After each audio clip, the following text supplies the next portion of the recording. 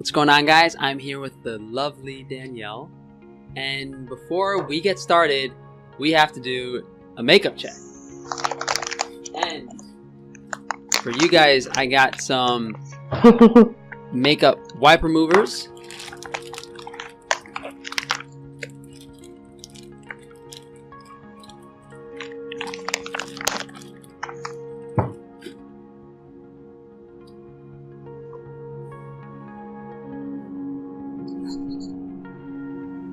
So you guys, I'm wiping my eyeshadow off for you. These people aren't going to be happy until I wipe my skin off with sandpaper. I guess so too. With all the chemicals in here, it sounds like stuff you would spray on your wheat crops. Glucoside. And now I got to wipe the chemicals off my face. But in the meantime, Danielle was an ex-vegan for a period of about 1.5 years, and she does have an extensive plant-based diet history that she would like to share with you guys. So I'm going to let Danielle take it away from here. Well, I basically grew up in a household where we didn't eat a lot of meat at all. And I didn't have any of it in my diet, maybe like once or twice a week. So the reason I went vegetarian at first, which was around 8th grade, like 12, 13 years old, is because it was at the time quite trendy and hip to be vegetarian. And I didn't eat, maybe I ate some fish from time to time, but that was it for me. And I also started developing at the time, maybe a year after becoming vegetarian, a disorder known as orthorexia, which is basically when you get obsessed with putting only clean, whole foods in your body. To put it short, I was eating grains, but in the form of like brown pasta, brown rice, fruits, vegetables, fish, and eggs, some dark chocolate. And for about 8 months, I managed to lose my period. And I also managed to lose nearly like 10 kg, which is 20 pounds, which for my frame, I'm 5'6". It's quite a lot. It's visible. She went from about 123 to like 100 pounds. And you lost your period. This wasn't even like a vegan diet. You were still eating some protein, right? You were still eating animal some food? Fish. I was eating some salmon, maybe once a week. And that's it. Maybe some eggs. The other was pretty much bread. So yeah, I also was getting quite sporadic blood from my nose, just gushing out whenever I got angry or agitated, which was a lot. I don't know why, but this diet would make me very, very defensive about it, and also very offended easily at everything. I'm not talking only about plant-based, just defending my plant-based choices or anything. Just in general, very overly emotional and reactive to everything. Yeah, yeah. So after that, pretty much a few months after that, I was forced to stop it from my mom, who figured out that I wasn't getting my period, so obviously something was wrong. But you were still very young at this point in time, right? Yes, I was 14, 15. So this was happening during my first year in high school, basically. Towards the end of my first year in high school, I got caught of what I'm doing, basically. And my mom and I went to a doctor, basically a gynecologist, that prescribed me some medication, fake hormones, to get me to have a period. And this obviously made me a bit chubbier as well. So I stopped doing that altogether, and I just went to basically a standard American diet, you could say. A mix of grains, fruit, veggies, some meats, not enough. But because I was already obsessed, the orthorexia started because of my desire to get thinner, to get, slim. I always wanted to be underweight. So I wanted to get back to that. I liked the way I looked back then a lot, and I didn't like the way I looked normally at like 110 pounds. So I was looking into stuff to try out. And I was stuck in a horrible cycle meanwhile of like binging and purging through exercise, through starving myself, but always like low-key, as not to concern my parents. So there wasn't big yo-yos in my weight or anything, or my lifestyle. And then I started searching for some quick fix diet. Basically, I was looking for a miracle, you could say. This was probably late 2015, so towards the winter. And that's when I found the channel of Freely the Banana Girl, which I'm sure you're familiar with. So I started watching the videos because at the time she was making these videos about celebrities and criticizing their diet. So I just went in because of the drama. I wasn't even looking at what she ate or anything. And I started looking and I thought, oh my god, this woman is crazy. But as I started getting into the videos and watching more and more, it started making sense, which is super weird. I was surprised in myself. She had a lot of videos about a variety of topics, like how much times you have to go to the toilet, according to her, at least 2 times a day. She was making videos on like smoking cigarettes, on different dietary habits, different diets. It was interesting. So I started looking, and obviously the point of every video she makes is to advertise her book and her diet that she developed, which is called Raw Till 4. And in the end of every video where she criticizes a celebrity, she says that this and this celebrity will be able to achieve their dream body only if they follow her diet, which is Raw Till 4. So I was like, okay, this makes some sense. We used to eat fruits according to her, back in the day. And I was thinking about it, not thinking really logically, but thinking about it. Okay, so that's true. When we didn't have any technology or agriculture, there was like a lot of fruits, a lot of vegetables. So we could just pick them out from the tree and, just eat them. So I went to her website, started looking at the Raw Till 4 diet, and decided to start it. But I was lacking the motivation, basically, to keep up with it. So Freely is saying, and she bombards every one of her videos with scenes of animals being tortured very brutally. And she said that if someone still lacks the motivation to become a vegan, you should watch this movie Earthlings, and then your opinion will definitely change.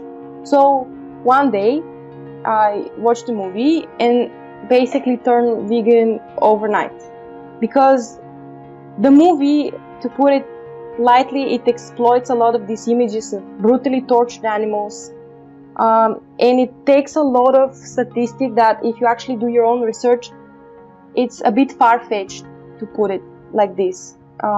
Basically makes its own kind of argument, and if you pull out the statistics objectively, they don't make much sense to what they said in the movie.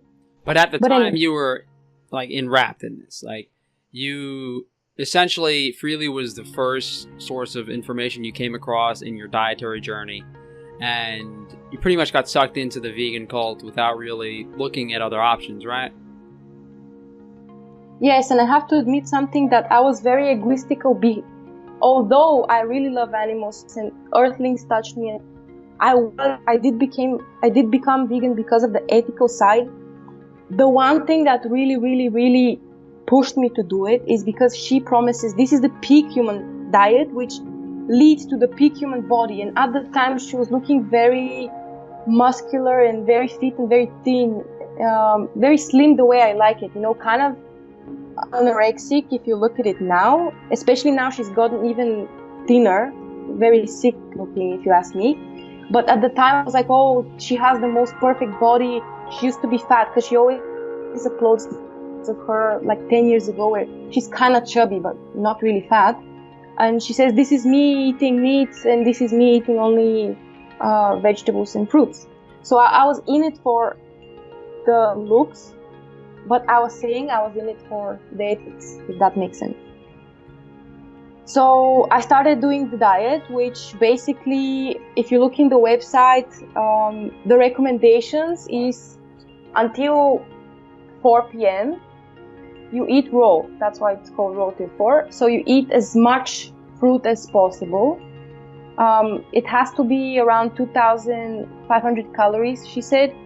And most of the fruits she shows and she eats and she recommends is bananas. So bananas, dates, mangoes, all sorts of sugary fruit that is very exotic to where I live. So Not I live a lot of those in Bulgaria. No, not a lot at all. These are very expensive in Bulgaria, all year round. Doesn't matter when. And they're also not ripe ever. So just to give you a bit of a background here, what we have is pretty much 3 or 4 months of fruits, and the fruits are very limited as choices like apples and pears and strawberries maybe for 1 month, and that's it. And you don't really have much fruit besides that. Bananas, avocados, these are extremely expensive. So this is for, up until 4 p.m. you eat as much as you can and put them in a blender. And then for dinner you have 1 kilo or half a kilo of potatoes, chopped and baked in oven with no fat. That's like a must. And you make a sauce from canned tomato sauce plus half a cup of sugar, coconut sugar, which I'm sorry, but it's the same as sugar. Doesn't matter if it's coconut or not. So you make the sauce and you basically pour it all over the potatoes to give them some taste, and you munch on it.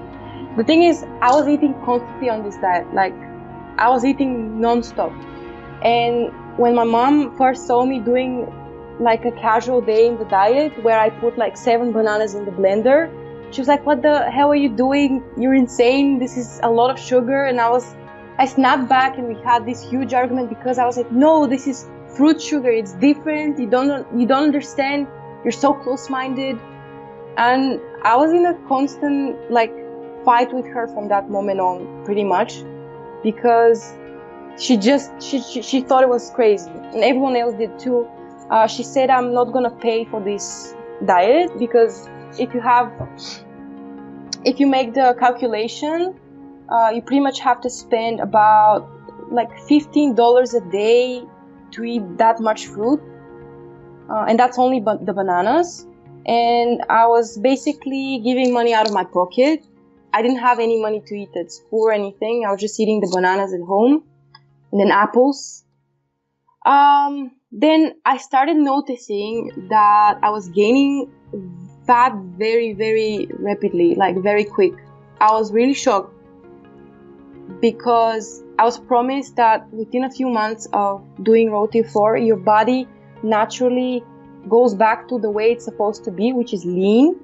And by the way, it's very ironical to me now, but she gives this example that animals, for example, a cheetah eats what it's supposed to eat in its natural habitat, and that's why you never see fat cheetahs in the wild, right?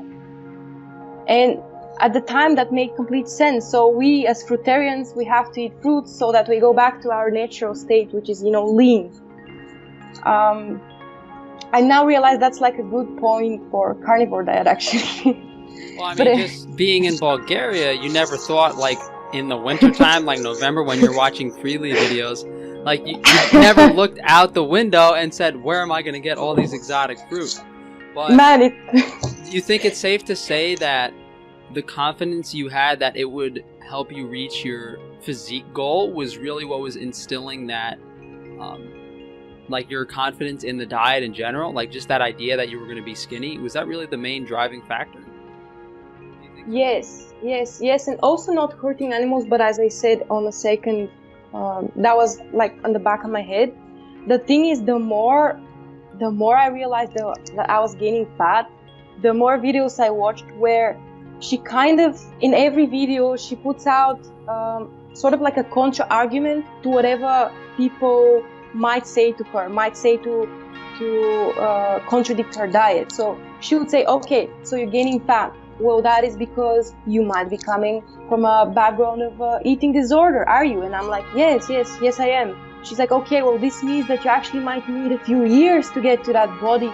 And it's a vicious cycle of purely indoctrination, just keeping you in that state where you're just expecting something to happen. It's never gonna happen. You're detoxing, you're not doing it right, your body's adjusting. I've heard that as well. Excuses.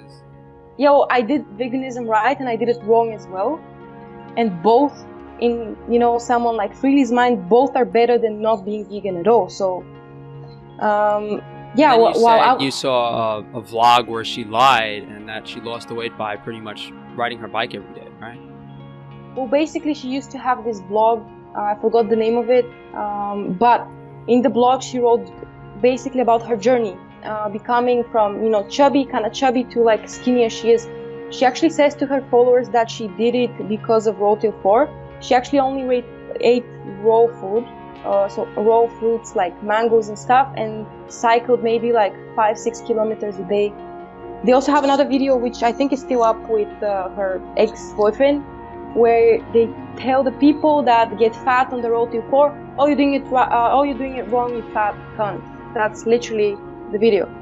So yeah, I was like, okay, I was exercising every day, doing like HIIT workouts, you know them? Yeah, the high intensity interval training. So you're getting your heart rate up, taking a rest. A lot. I was maybe like an hour a day, each day, and I was getting more and more fat.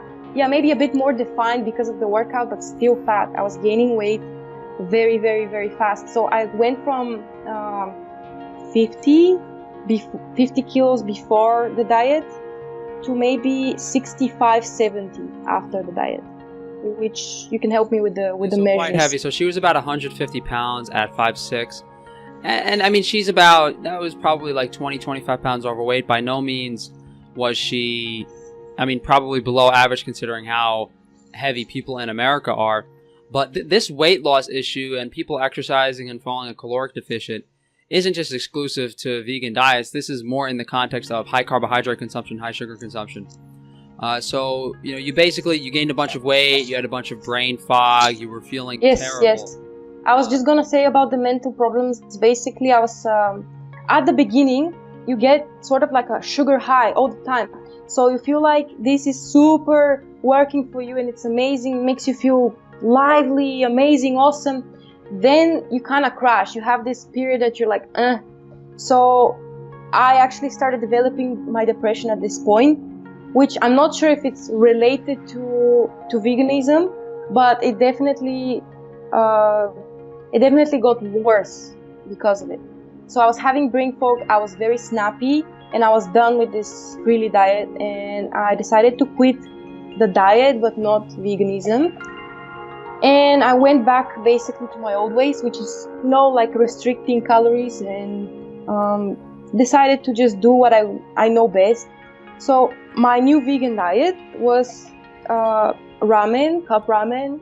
You have these types that taste like pork, like beef. And I love the taste because it has this artificial taste, but it does remind you of meat. So I ate these, but they're completely vegan. I was like, oh my God, yes, something that tastes like meat, but is vegan. And I was eating maybe like, we have these big packages of spinach. So I would have like one package a day with a lot of vinegar, a lot of salt. And I would also eat a lot of I would also drink a lot of Pepsi Light with a bunch of ice inside. So sugarless Pepsi, this big of a cup with a lot of ice. I was craving a lot of ice as well. And I should mention that around this time, actually, I did blood work for a variety of, just a recommendation from my doctor. And I did see that my suspicions that I had iron deficiencies were confirmed. So for a long time before, being diagnosed with it, I have seen that my face is very pale, very like grayish, and I just feel very weak at times. So this confirmed it. I have iron deficiency, but I thought I'm eating so much spinach, it's so rich in iron, this must help for sure. So where's the wrong in that? So anyway, I ate like this for a month. So the ramen and the Pepsi and the spinach. And one day I just got struck with like 40-degree temperature out of nowhere.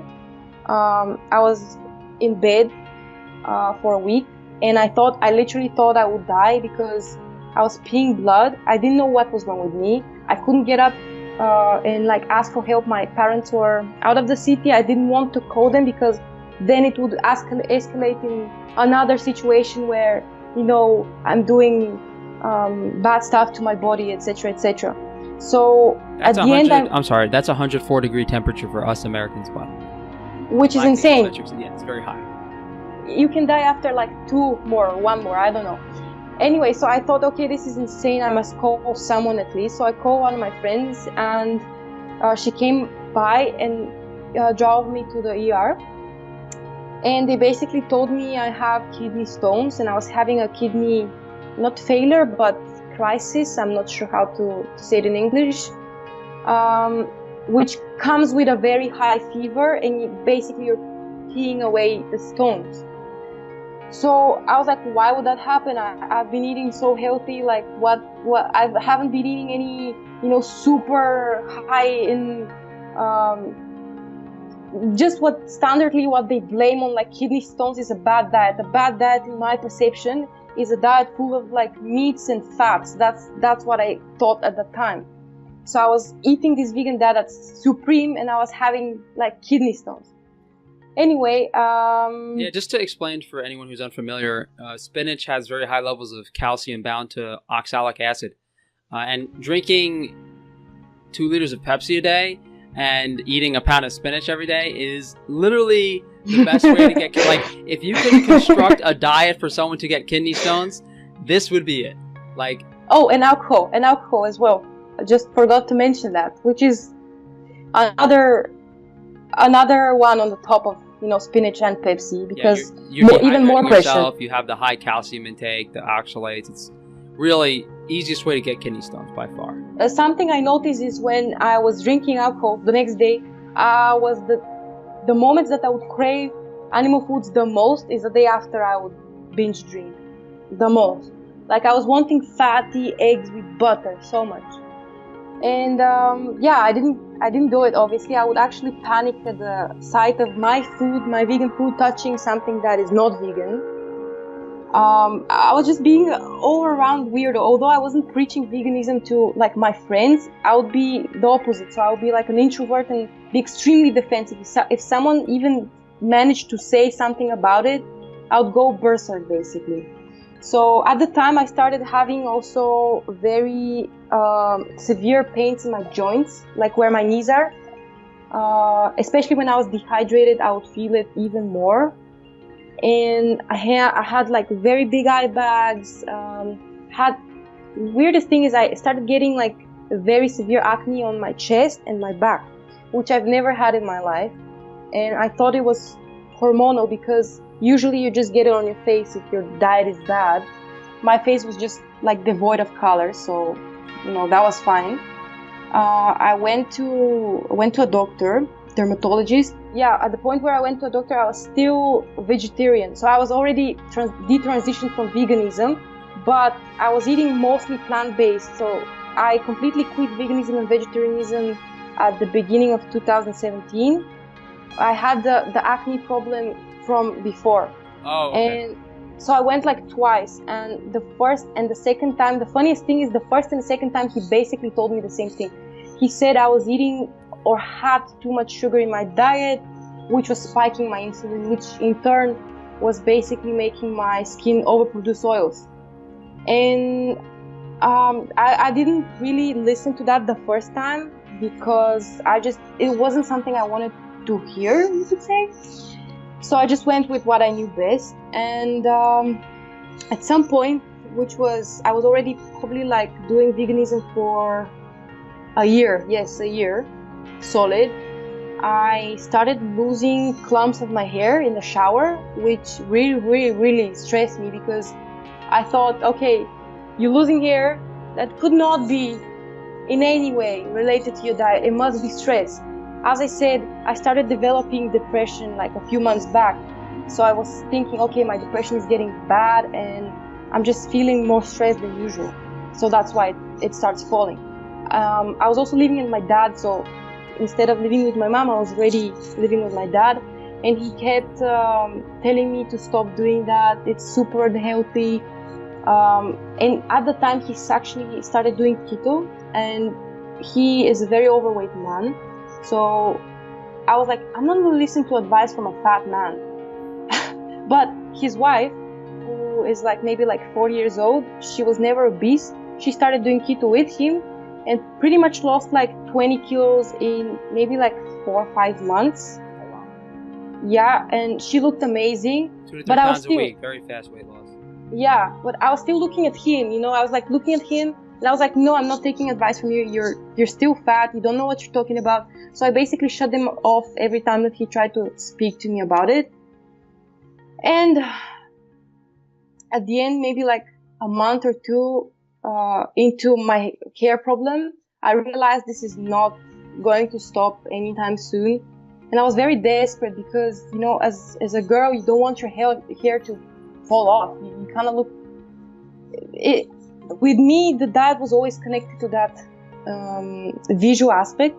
So you could say that although I was triggered to go into veganism, vegetarianism by the promise of looking better, I was also kind of detransitioned because of that as well. So I finally started eating some animal foods, first detransitioning back to veganism, vegetarianism, which immediately almost fixed my hair issues. So introducing some eggs and some cheese helped me a lot with my hair and my nails, which before that were very brittle and basically falling apart. And I was like, okay, this is weird. Why is this working? But I think a big part of me detransitioning is the fact that I stopped like exposing myself to vegan media and, you know, videos on YouTube or articles and stuff like that. I was still eating sugary junk food when I detransitioned. So I completely detransitioned in February 2017. I stopped eating vegan, vegetarian, and I started eating some meat. But I was still with standard American diet, just I was eating meat now. And immediately, as I said, my nails started growing, my hair completely recovered. I was feeling just more energetic. I was still very depressed though, which didn't really clear up until when I started doing intermittent fasting. So what else should I say? So to sum things up to this point, you know, you were very young. You had an orthorexic behavior due to the trendiness of vegan, vegetarian. Throughout your high school years, really just variations of the vegan diet from raw till 4, and then just like a junk food vegan diet essentially deteriorated your health to the point where, you know, you're losing your hair, you're having all these issues, and you finally start eating animal products again. When I started eating animal products, the thing is, it didn't fix my acne. It fixed my nails, my hair. I didn't fix my acne. Actually, my acne started getting worse on my back and chest. So I went to the doctor again, the same doctor. Funny enough, it just happened to be the same doctor. And I wanted from the cream that he gave me last time, because last time he did tell me stop sugar, but I'll give you a cream. It's not going to solve your main issue. It will solve the symptoms for a while. So I was like, I went there and I wanted the cream again, but he said that he will give me the cream, but shouldn't I consider treating the problem at the root? So I was like, okay, what do you mean? And he said basically that it's sugar again. And he was like, don't you know there's a lot of misconception about sugar? We always, like, you millennials always try to be gurued or coached in something. Do your own research. There's a lot of stuff that hides how sugar is so bad for you, and actually now it's promoted. Fat is promoted to the villain, and he said it's not like that. You should at least try it for like a month, not eat sugary stuff.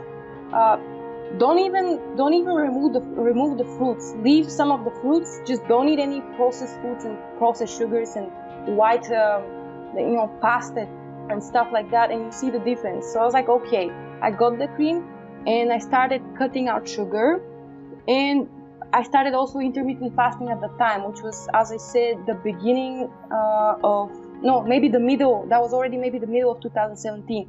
I started doing that, and maybe within 3-4 months, I went back to my original weight, so 55, which is normal for me. And I was feeling much better, less cravings, less brain fog. I was still having a lot of like ups and downs with blood sugar, so I was feeling very, very weak in the morning, because when you still incorporate, like, I was maybe eating 100, 200 grams of carbs still from sources I thought were long lasting, so like brown breads and brown pastas, it still makes you hungrier throughout the day, I've noticed. So at the end of 2017, I started researching different ways of eating again, and I stumbled upon this channel called What I've Learned, which advocates strongly on keto diets and just fat-based, fat-heavy diets. Started looking into it, but it took me some time before I was convinced. Although the science of these videos is much better than the pseudoscience that you see in the vegan videos, I realized that actually people can pretty much coach you into an opinion they have with throwing like pseudoscience like this, and they just don't expect you to actually do your own research. So yeah, after that, pretty much now what I'm doing now, which I started doing heavily from the middle of 2018, I started cutting back sugar seriously, and then towards the end of 2018, I found your channel. I found Michaela Peterson, which is the daughter of Jordan Peterson. I'm pretty much sure everyone knows them. And I also found Severage, I think it's pronounced. So I started watching your videos. So what do I get from it? Well, there's this girl that basically fixed an issue that was pretty much going to end her life. You know, she has very severe autoimmune disease, which was cured by essentially what is a keto diet. You and Severage that pretty much, well, you provoked a lot of my opinions on a lot of different topics. And when I first found you guys, I also thought you were kind of crazy, because when do you expect to see like a title with eating raw meat all day? You know, it's kind of crazy, I'm sorry. But now I started incorporating that too, and I can definitely see why you're doing this. So the reason for me to start looking into something more sustainable is because in 2018, in the beginning, I got pregnant, and my anemia got very bad. So I would like literally randomly pass out, which I didn't know why it wasn't. I went to the hospital for maybe 10 days, and they still did not give me a clear answer in my exit papers from the hospital. It didn't really say why I was there, what was wrong with me.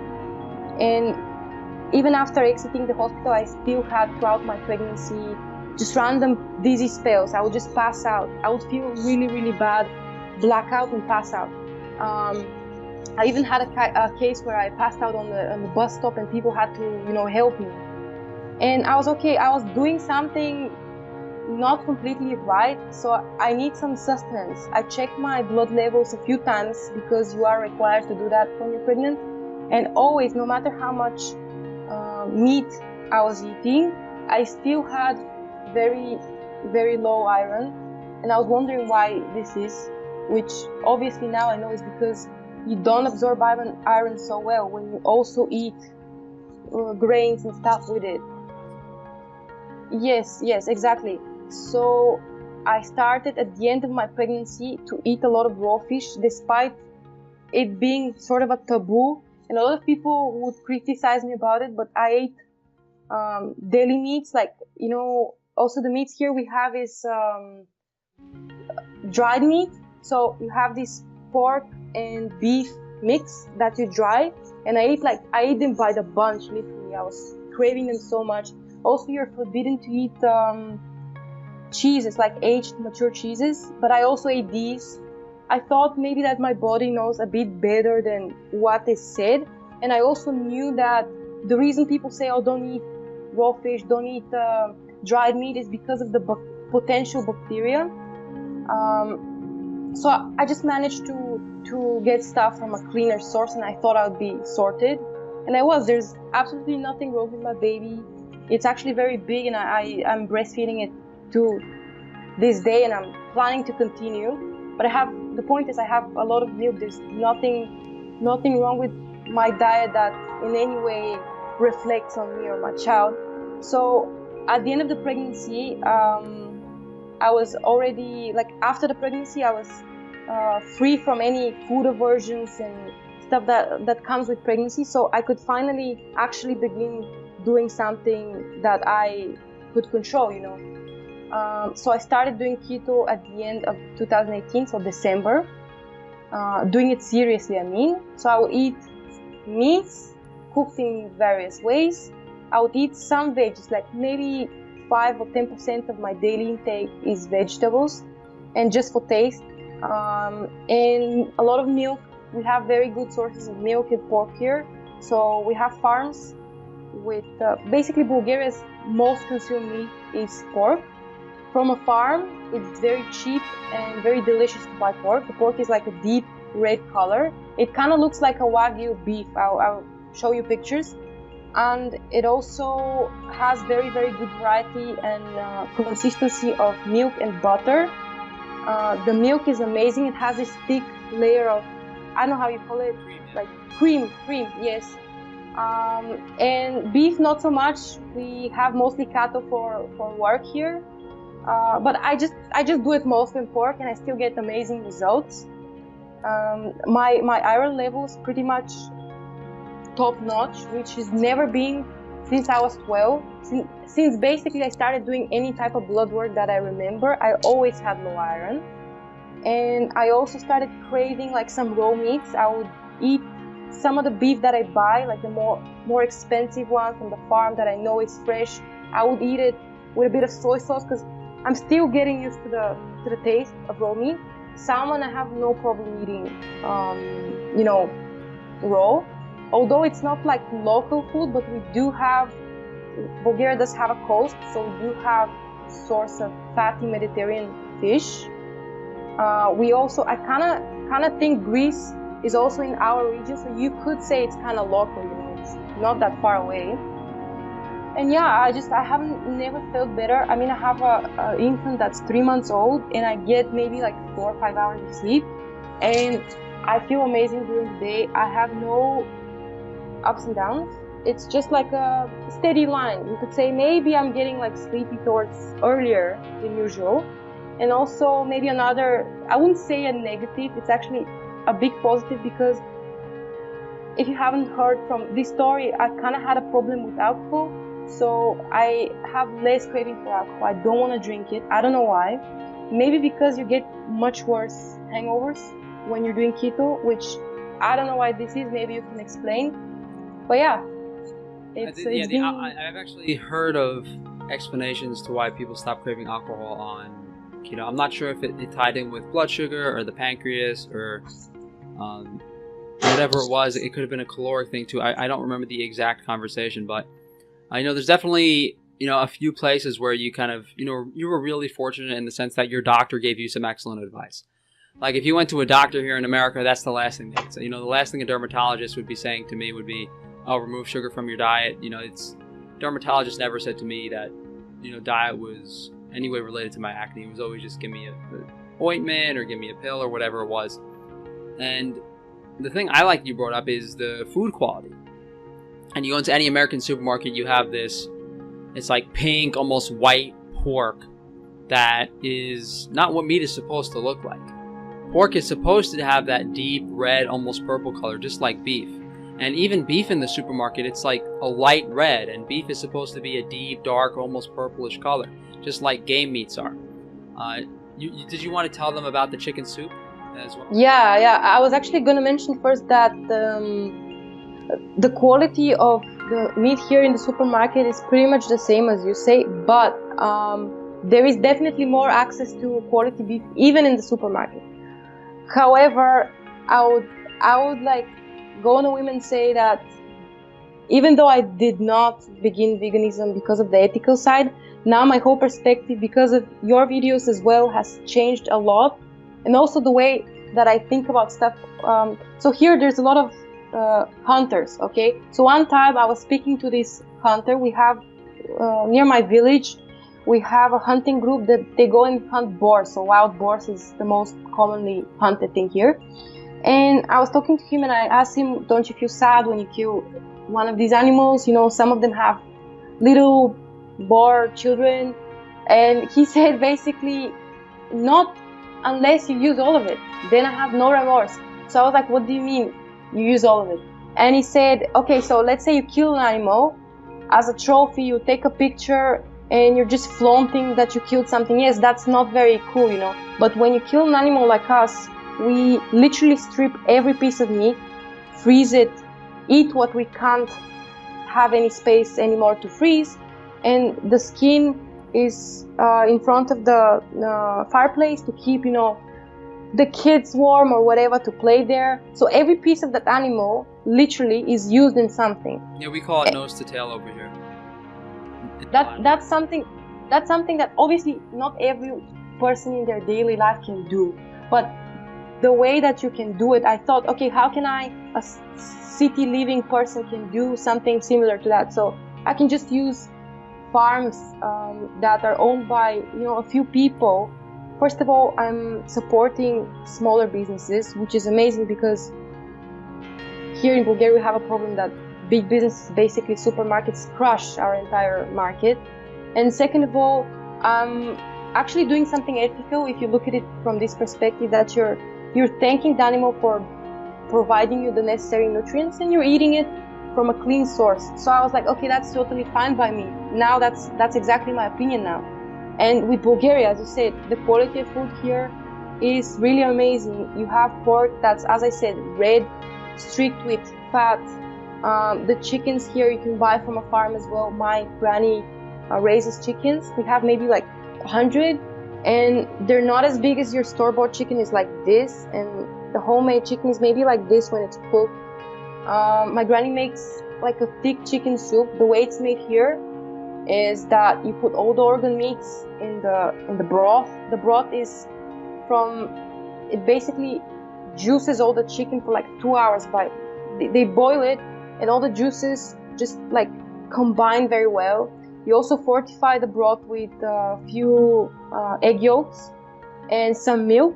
And this, when you drink it, when you eat it, basically the old people say it can literally revive dead. And yes, when you do have like a flu or something, I'm not kidding, it literally can make you from like drowsy to pretty much energetic and back to health. So yeah, I think that especially for this region, the keto way of dieting, actually not dieting, it's a lifestyle, is the best because it's how we used to eat many, many years. And I actually dug out something very interesting for you today. The predecessors, I'm not sure how to say that word, basically the ancestors here, my ancestors, they're called the Proto-Bulgarians or Proto-Bulgars. They were a nomadic tribe.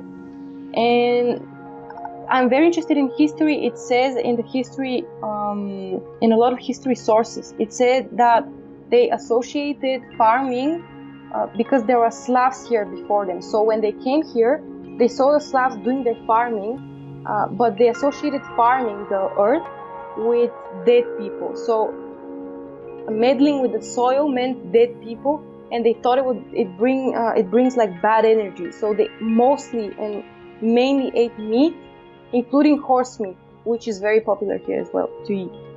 Yeah, that's quite interesting in my opinion. It's a metaphor. Yeah, no, Eat veggies, die. It's interesting. A lot of, if we look at any indigenous diet for any period of time, especially pre-Neolithic revolution, the presence of animal foods in the diet is always something that has really been where we've extracted all of our nutrition, and then the plant foods always come as a necessity or like a secondary aspect. But this is a really unusual story in a sense that you were fortunate enough to kind of not really suffer too much from the detrimental aspects of the vegan diet, and that you were guided out of it in a way. Unfortunately, we see a lot of people who end up being vegan for a very prolonged period of time, and just the fact that you found out the importance of these foods early in life is definitely something to be at least happy about. But how did that in general? I mean, of course, we could probably talk about how crazy your vegan days of eating were on the raw till 4 diet, but I think there's plenty of examples of that. Oh, just open raw till 4 on Google and you see. Yeah, right.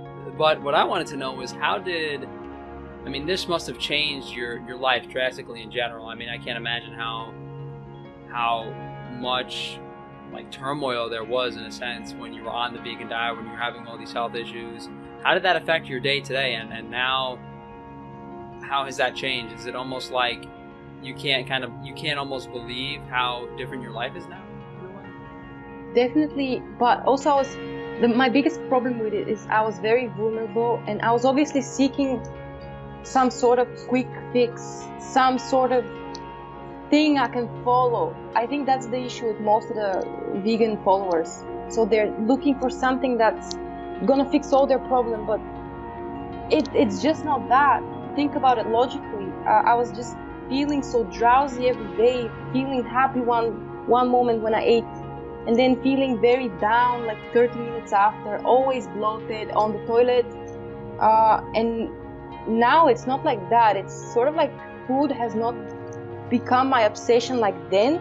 Now it's just something that I do to fuel my body. And yes, sometimes I do indulge in like preparing something that's like flavor dense or something, but I'm not super crazy and obsessed with food. And all my teenage years are characterized by an eating disordered behavior, and I think veganism just fueled it further, which the keto diet and let's say paleo diet kind of reverts it. Okay, so even though to people like outside of it would seem like an extreme diet, it's not. I always counter this with, I don't know who I've heard saying this, maybe you, but do pandas have an extreme diet by eating only bamboo? No, because that's what they're supposed to eat. So I don't really think about food that much. And that's the reason I wanted to share this, because my biggest pain with veganism is that it actually seeks after vulnerable teenagers, and it seeks after the weak of mind, the ones that want to be coached into something. And that's really, really dangerous when you're talking to teenagers, when you're talking to moms that are expecting kids. That's something that like really, really bothers me.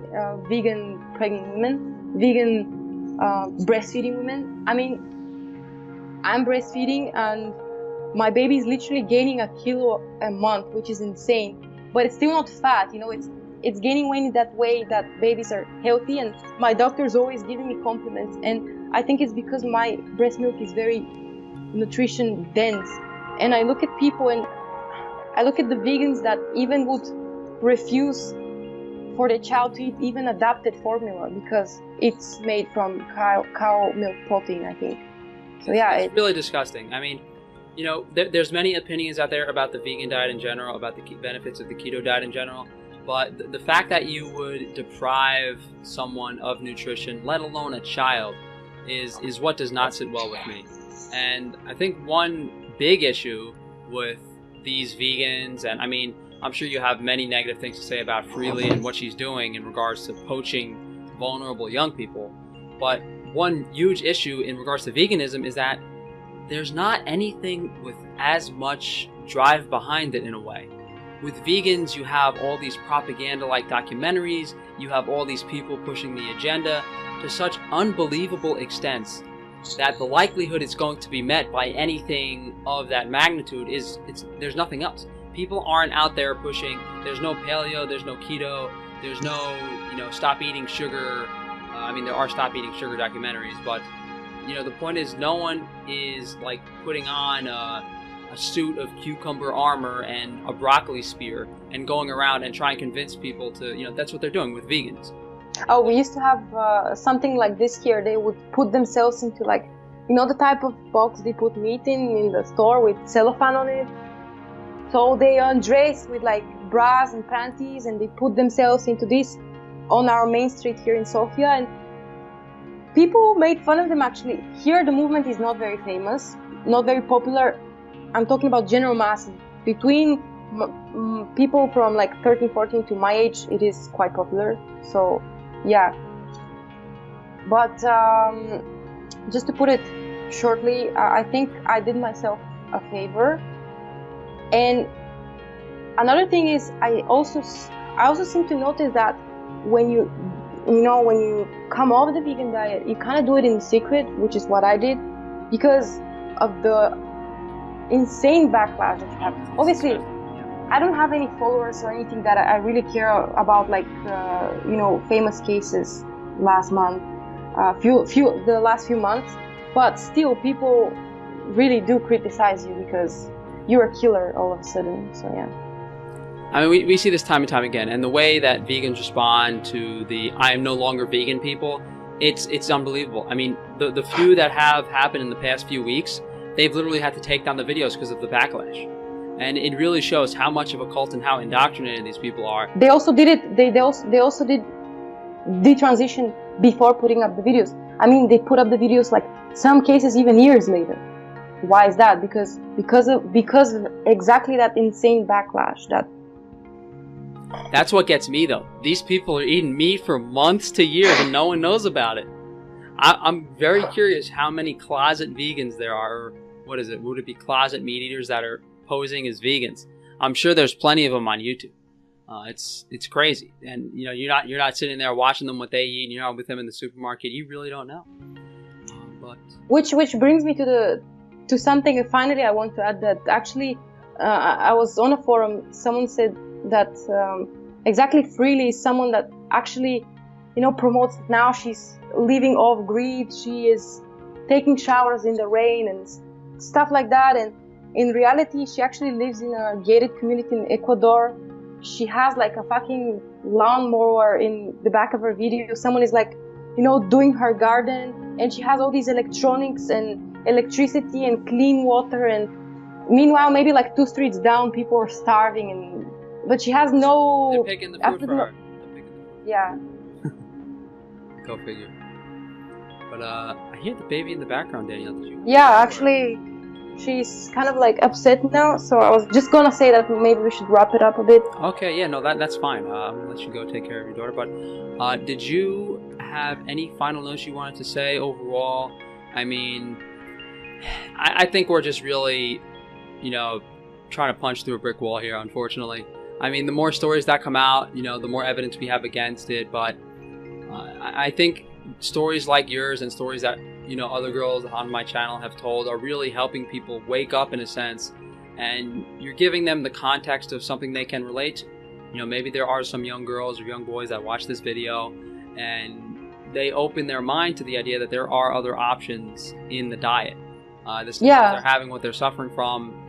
It's not that they're not doing the vegan diet properly, it's simply something that cannot be done properly. There was a comment on one of Sferage's videos yesterday. There's no right way to do a wrong thing. And I don't think there's any better way to put it. But Danielle, did you want to say anything to Frankie Boy's subscribers here today? Just think about it. Like 500-600 years ago, the fruits, the way that they look now, they didn't look like that at all. And also, don't eat something you can't eat raw, How do you really eat rice and starch raw? You can't. And I know it's kind of crazy to say and think at the beginning, but meat, dairy, we always used to consume it raw. So just think about that. Think about the logical perspective of things, and do some research. Be open-minded. That's maybe all I want to say. So yeah. No, Danielle, thank you so much for sharing your story. Thank you. Is there anywhere you wanted them to, are you on Instagram, are you on Twitter, any contact, anything? No? Yeah, I do have an Instagram. We'll put that in the comments later. Yep. Okay. So if you guys want to follow Danielle on Instagram, are you going to post pictures of the pork for them? Are you going to post pictures of the pork for them? I will. Okay, alright. So definitely check that out, guys. But thank you guys for watching. If you guys would like to support the channel, please subscribe and share the video. There are a bunch of resources that will be in the comment section below. So be sure to check that out. Thank you guys for watching. Thanks. Bye, guys. Bye. Into screen.